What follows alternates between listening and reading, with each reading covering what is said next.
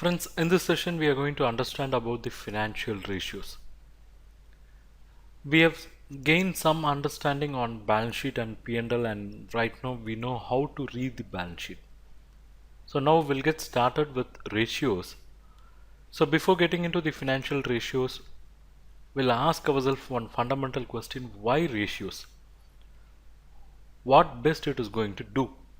So for that, let's just look at the example. Let's say there is a company called company A and there is another company called company B. Company A has reported a profit of 10 crore and company B has reported a profit of 5 crore. Now if I ask you which company has done well given only this information, you would say company A has made a good show because it has achieved a profit of 10 crore. But if I'm going to give you an additional information about company A on sales, it has made sales of 100 crore and company B has made a sales of 25 crore. Would you still maintain your comment on good show? Probably you would withdraw because company B has achieved or earned a profit margin of 20% on its sales, whereas company A has earned a profit margin of only 10% on its sales. So now you tell me who has done or performed well. Is it company A or company B? Obviously it is company B because it has earned a margin of 20%. So what we have done here, we have established a relationship between profit and sales, and we have calculated something called profit margin, or it can also be called as profitability. So we have established a relationship between two financial figures, that is profit and sales, and we derived a ratio, and that ratio helped us to take a decision in selecting which company has performed well. Is it A or B? And we concluded B has performed well. So ratio would help us to create relationship between two numbers in a logical way, so we can make some decisions or we can make some analysis. Whether this explanation is sufficient? If no, I would give you another example. Let's take example 2. In previous example, we compared two companies, right? Now we'll take only one company. Say this is company X Limited. Now this X Limited had current assets in 2014 worth 100 crore. So current assets means it can be like cash, it can be deposits, it can be bank balance, it is stock, receivable, fine. So they have assets worth 100 crore, it is a big money. But this 100 crore on standalone does not convey any important message for you. It just tells you that there is asset worth 100 crore. But I'm going to give you another piece of information. In 2013, the current assets of this company was 60 crore. So again, it does not give you much of information except that from 60 it has moved to 100, there is growth by 40 crore. But I'm going to give you another piece of information, that is current liabilities of this company. You would recollect in previous session we have understood the relationship between the current asset and current liability, right? Yeah.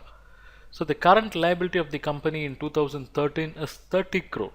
It means they have to pay 30 crore, for which they have 60 crore at their disposal. For paying 30 crore, they have 60 crore at their disposal. But in 2014, they have to pay how much?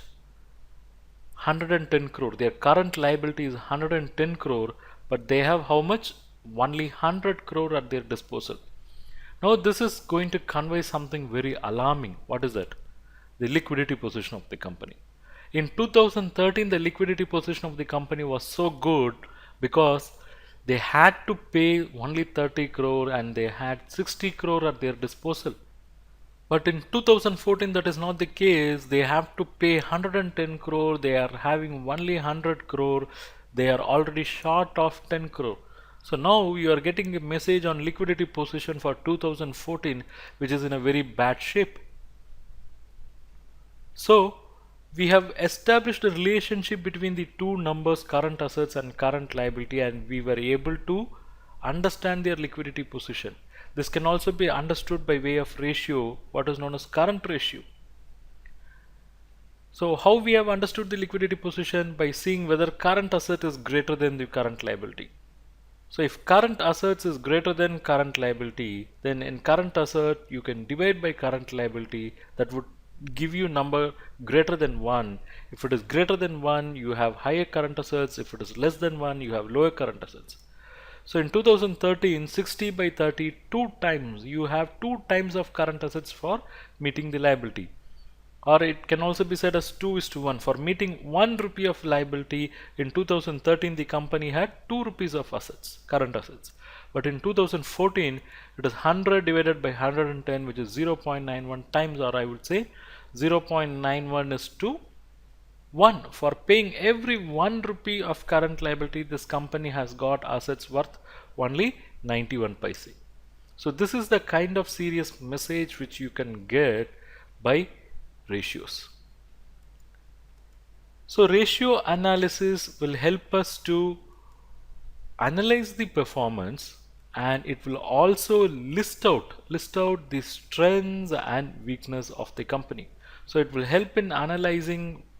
When I say analyzing, it can be inter-firm analysis, it can be intra-firm analysis, or it can be across countries, across companies, across industries. So all companies, all financials can be converted into ratios, and that would serve as a great tool in evaluation. So the financial ratios can be basically classified into 4. The first ratio would be liquidity ratio. The second one is capital structure, or say leverage ratios. The third one is activity ratios, and fourth is profitability ratios. I'm not going to give you any definition, we'll just go by common sense. So what is liquidity ratio? What does liquidity ratio try to measure? See, all these ratios derive their values or figures only from P&L and balance sheet. So remember just that. So liquidity ratios basically tries to establish relationship between the short-term liabilities and short-term assets.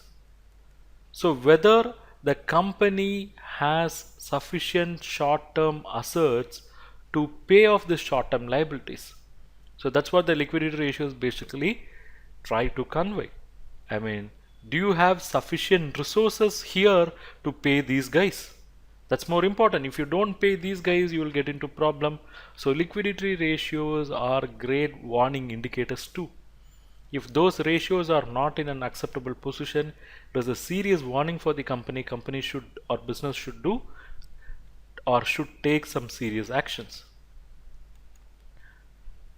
So liquidity ratio basically will tell you whether you have short-term assets which are higher than the short-term liability, or it is lower than the short-term liability in form of a ratio, in form of the ratio. So in liquidity ratio also we have 4 ratios as subdivision. Number 1 is current ratio, 2 is quick ratio, 3 is cash ratio, or it is also called as absolute liquidity ratio, and 4 is defense interval ratio. Don't just get carried away, we'll see one by one.